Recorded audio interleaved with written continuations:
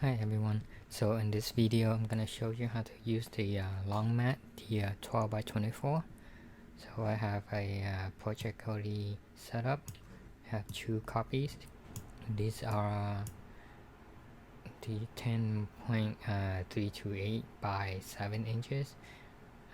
These are just weddings greetings card. So I'm gonna make 2 copies. Go make it. Notice the default select is 12 by 12. You want to change that to 12 by 24. So that's your long mat, and it'll automatically move your other same color one to on the same mat. And I place my paper on the mat, the first one at the starting point regularly. The second one I'm gonna move it down to 10, and when I place my paper I'll place it slightly up like this on the mat. So, and then I'm gonna start cutting from here. That's it. Continue.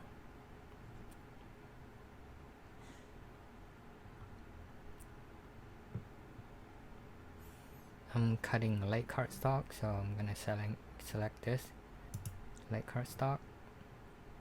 And for tools, I have scoring and cutting on the same mat, and the default is always the scoring wheel, but I prefer using the stylus, so I'm going to select stylus.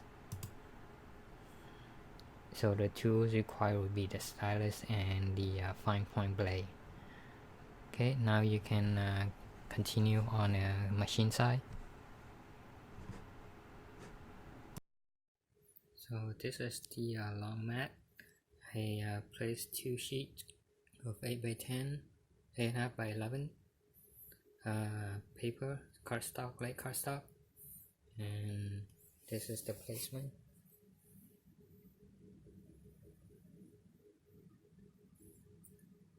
And the second sheet I put it at slightly above 10 at this point. That's where the cutting start on the second sheet is. So here's the machine. I place it on a rack. So if you have limited space like I do and don't have a flat surface for the machine to rest on, so when you use a long mat, it will like fall off the edge, and that's not good for cutting because it will lift the paper off the mat. So what I do is that there's a small clearance underneath the machine that you can actually have something placed underneath to slide through it, and that's about a 1/4 inch height. And I bought this ruler at Lowe's, and it's just about the right technique that you can actually just slide it underneath this. This is my 36-inch ruler, so just slide it underneath like that. This will keep the mat from bending too much down so that your paper won't lift up. This is from behind the machine. That's where the ruler come out, and that will hold the mat up when it slides all the way cut towards the second half. And this is how the mat is, the long mat. Go underneath, see how the ruler is holding it up. This way the paper won't lift up as it feeds in the machine, and the mat gonna bend down, and the curve gonna cause the paper to pop off the mat. Okay, now we can start cutting.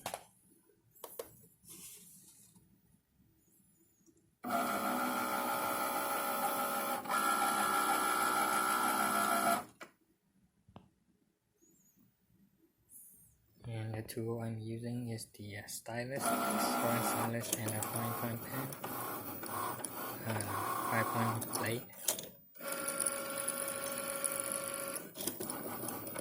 it's always do the scoring before the cutting.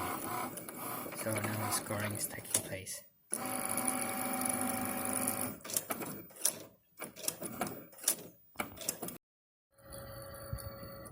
So now it's working on the second sheet.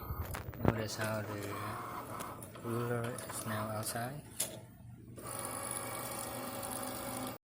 This is what the back looks like.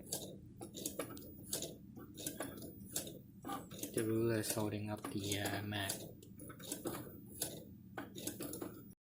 So here's a completed cut. Notice there are some spot that has been lifted and the cut messed up. This is normal for intricate design, like the cut is really tight. So this happens quite a lot, and it's up to you to decide whether to reduce the intricateness so that it doesn't mess up your cut. So if it breaks a certain way, then you probably have to throw out the sheet because your design is basically messed up. See how this one, it cuts over to a different spot, and this one it cuts over to.